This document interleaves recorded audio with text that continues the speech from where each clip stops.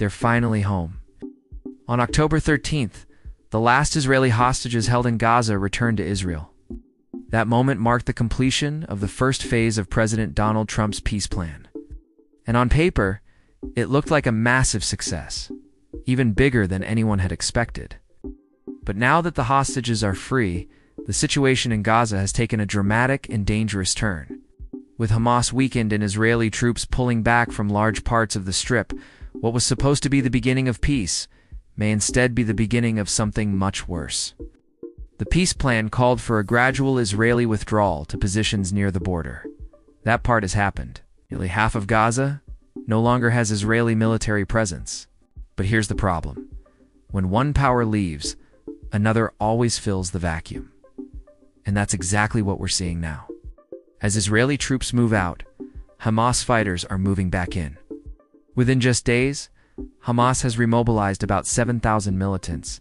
Some battalions formed in less than 24 hours. Fighters are being called up by phone and text, told to pick up a weapon and deploy immediately. All under the excuse of maintaining order. But in reality, they're not just policing the streets. They're retaking control, often by force. Reports from Gaza describe horrifying scenes: blindfolded men executed in public squares, gunfire echoing through neighborhoods like Sabra in Gaza City, and masked Hamas fighters celebrating these killings in front of cheering crowds. Videos posted on Hamas-linked Telegram channels show public executions, scenes chillingly similar to those once carried out by ISIS. According to local sources, around 2,000 of Hamas's fighters are now focused entirely on crushing rival groups. For many in Gaza, the war isn't over. It's simply changed shape, from a war against Israel to a war among Palestinians themselves. Some Israeli analysts had already warned this might happen, but during peace negotiations, no one wanted to talk about it. Admitting that Gaza could collapse into internal chaos would vehement admitting that the peace plan might never work. And yet, here we are. The first phase has gone according to plan, but the consequences are turning deadly. Without Israeli forces on the ground, and without a clear transitional government, Gaza has fallen into a power vacuum. And Hamas, despite being battered and bloodied, is trying to fill it again. But Hamas isn't the only one fighting for control. Several rival factions are also arming themselves, creating what looks increasingly like the beginning of a civil war. The most powerful of these rivals is the Dogmush clan, a large and influential family network based in Gaza City's Sabra district. They broke away from Hamas nearly 20 years ago and have become even more extreme, adopting a hardline Salafist jihadist ideology inspired by Al-Qaeda. Their armed wing, the so-called Army of Islam, has fought both Hamas and Israel. They've launched rockets, carried out kidnappings, and even attacked Israeli patrols. Their goal isn't just to rule Gaza, they want global jihad. The current wave of violence reportedly started when Hamas tried to seize an abandoned hospital already occupied by Dogmush fighters. What was supposed to be a routine operation turned into a massacre.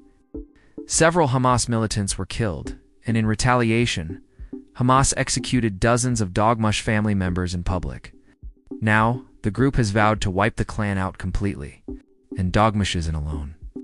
Other smaller militias have also entered the fight, including groups like the Popular Forces of Yasser Abu Sabab in Raif and the Al-Majida clan in Khan Yunis, both in southern Gaza.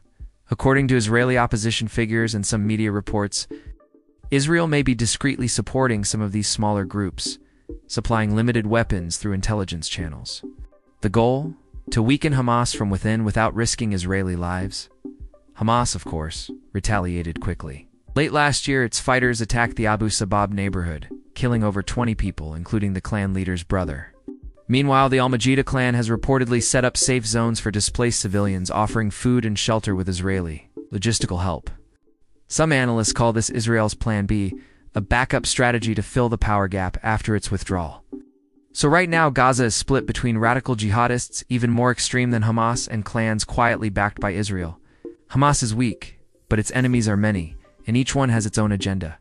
What's unfolding is no longer a simple conflict between Hamas and Israel. It's turning into a dangerous everyone versus everyone scenario. For ordinary Gazans, that means chaos. They're no longer fleeing Israeli airstrikes. They're fleeing shootings and executions by their own people.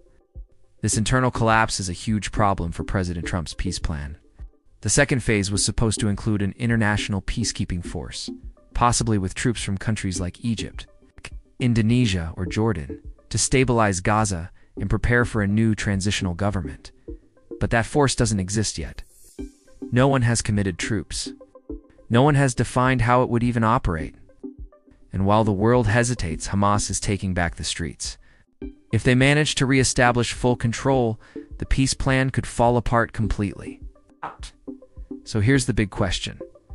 Will Hamas succeed in regaining control of Gaza? Or are we watching the first steps toward a full-blown civil war in Gaza? Right now, the answers aren't clear, but one thing is certain. Peace in Gaza is hanging by a thread. What do you think? Can the peace plan still work? Or has the chaos gone too far? Share your thoughts in the comments, and don't forget to like and subscribe for more breakdowns like this one.